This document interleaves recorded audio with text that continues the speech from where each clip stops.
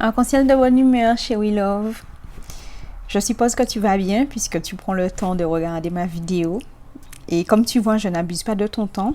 J'ai fait un petit format pour te permettre de t'informer et en même temps de faire tout ce que tu as besoin de faire dans ton quotidien et notamment d'aller vérifier certaines informations que je donne parce que oui, maintenant qu'on est conscient, on prend toutes les informations, mais c'est bon d'aller chercher la source et de confronter même les sources pour bien comprendre qu'on n'est pas dans le faux. On m'a demandé la différence entre le mot kamit et kémit. C'est déjà la 3e fois. Donc j'ai dit, je fais une petite vidéo pour expliquer rapidement. J'avais déjà expliqué que kamit ou kémit, ça veut dire la même chose en réalité. Ça veut dire homme noir. Et la racine, c'est kam. Kam ou kem. Kam aussi, c'est un mot qu'on trouve dans la langue copte qui veut dire aussi noir. Donc, on traduit plutôt par charbonné par rapport au Medunetcher qui ressemble soit à un bout de charbon ou à une patte de crocodile. Ça dépend des écoles.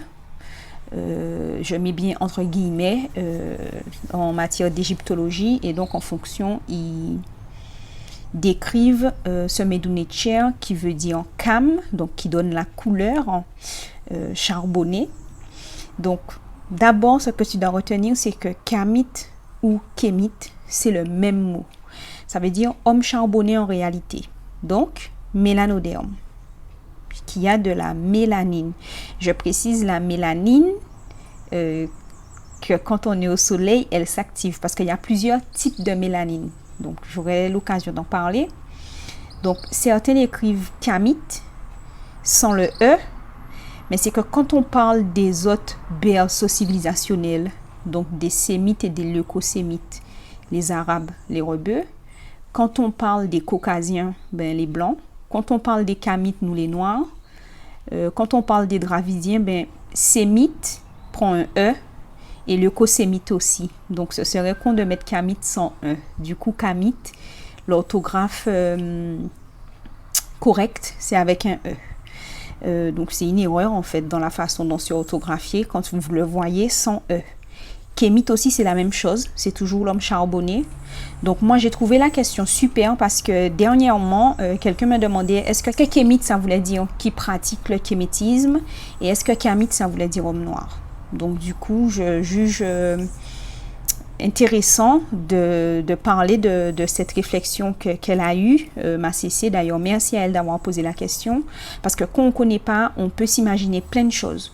Donc, un kamit ou un kémit, même s'il ne pratique pas ou même s'il ne croit pas dans ce que les gens appellent le kémétisme ou la kamitologie, puisque j'ai déjà entendu des trucs, il s'agit d'un art de vivre avant tout.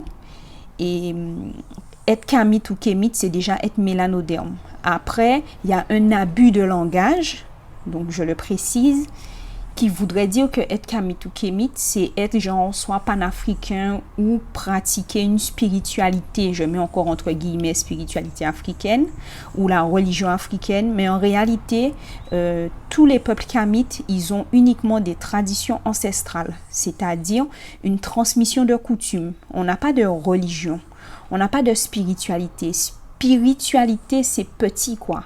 Religion, c'est un truc de leucodéum. Donc, on a vraiment des traditions avec des coutumes. Et pratiquer la tradition, c'est pas une obligation quand on est kamit ou kémit conscient. Si on pratique pas, on n'ira pas en enfer parce que l'enfer n'existe pas. Donc, le leucodéum avec ses concepts bidons, enfer, paradis, tout ça, il n'y a pas de souci, on le laisse avec ses concepts. C'est un moyen de nous faire, de faire naître chez nous la peur en fait. Parce que quand on a peur, on est dupe. Alors, voilà, chez We Love. Libère-toi de ces croyances limitantes. Il n'y a pas d'enfer, il n'y a pas de paradis. C'est maintenant que tu vas créer ton paradis. Sache que quand tu entends le mot kamit ou kémit, avant tout, ça veut dire mélanoderme, qui a l'aspect charbonné. Peu importe la tête de mélanine, que tu sois clair de peau, même les albinos, ils font partie aussi des mélanodermes. même si c'est une autre différence point de vue génétique, j'en parlerai aussi, mais tout ça englobe les kamites et les kémites. Et après, moi j'aime bien préciser, il y a les kamites conscients et les kémites conscients. Donc conscients de quoi? Conscients en fait de la puissance et de la grandeur de leurs ancêtres. C'est pour ça que je précise en fait conscient.